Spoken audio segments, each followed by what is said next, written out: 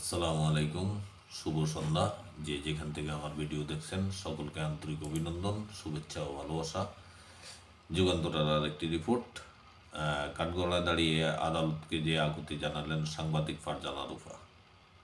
স্বামীসহ 5 মাস ধরে কারাগারে বন্দী সাংবাদিক ফারজানা রুফা আদালতে দাঁড়িয়ে তার শিশুকন্যার কথা বিচারককে বললেন। সন্তানের জন্য হলেও স্বাভাবিক জীবনে ফেরার প্রত্যাশা নিয়ে চাইলেন জামিন। অবশ্য তার সেই আর্জিতে সাড়া দেয়নি ঢাকা মহানগর হাকিম সাইফুজ্জামান। রুফা ও তার স্বামী শাকিল আহমেদকে মিরপুর থানার এক হত্যা মামলায় গ্রেপ্তার দেখানোর আদেশ দিয়েছেন তিনি।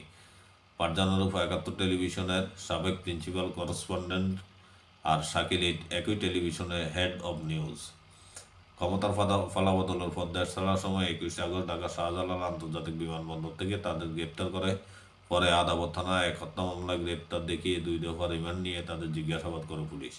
নতুন মামলায় গ্রেপ্তার দেখানোর পর সোমবার সকালে কাশিমপুর কারাগার থেকে ঢাকার হাকিম আদালতের গারদখানায় এনে রাখা হয় ফারজানা রুফাকে, আর শাকিল আহমদকে রাখা হয় কেরানীগঞ্জের কেন্দ্রীয় কারাগার থেকে।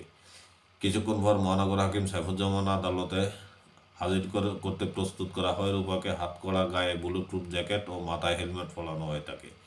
এরপর রুফাকে সাবেক প্রধানমন্ত্রীর বেসরকারি শিল্প বাণিজ্য বিষয়ক উপদেষ্টা সালমান এফ রহমান, সাবেক আইনমন্ত্রী আনিসুল হক, সাবেক আইসিটি প্রতিমন্ত্রী জুনায়েদ আহমেদ ফলক, সাবেক আইজিপি চৌধুরী আবদুল্লাহ আল মামুন, দেশ টিভির ব্যবস্থাপনা সম্পাদক আরিফ হাসানের সঙ্গে এজলাসে তোলা হয়।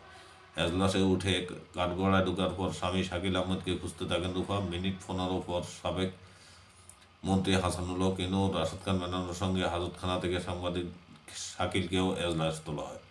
শাকিল কাঠগড়ায় উঠতে আবেগ আপ্লুত হয়ে পড়েন রুফা। এই দম্পতি নিজেদের মধ্যে আলাপ করতে থাকেন, কখনো কানে কানে, কখনো হাসি মুখে তাদের গল্প করতে দেখা যায়।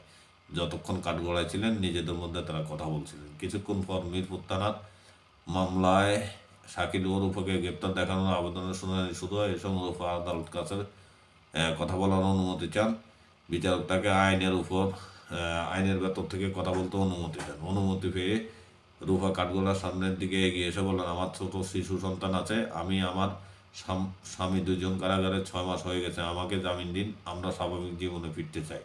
শুনানি শেষে আদালত রুফা ও শাকিলের জামিন আবেদন নামঞ্জুর করে তাদের মিরপুরের মামলায় গ্রেপ্তার দেখানো আদেশ দেন। এ সময় রুফা ও শাকিল দুজনকেই বিমর্ষ দেখাচ্ছিল।